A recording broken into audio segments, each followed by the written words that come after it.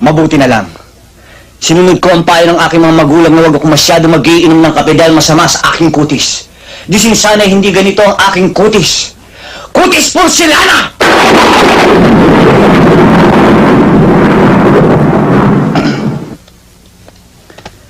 At sa katawan, pag ito ang nakita ni Don Solueta, tiyak mamamatay!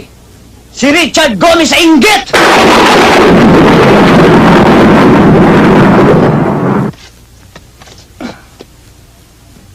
At kapag naka-profile, anong sinabi ni Gabi Concepcion?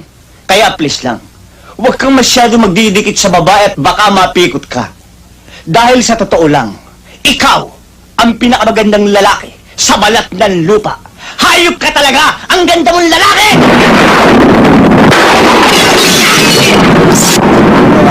Sa mga kasalanan ko, sa mga kasinungalingan ko, nagbibiro lang naman ako eh. Kayo naman, hindi na kayo mabiro eh. Sige na, patawarin niyo na ako. Please.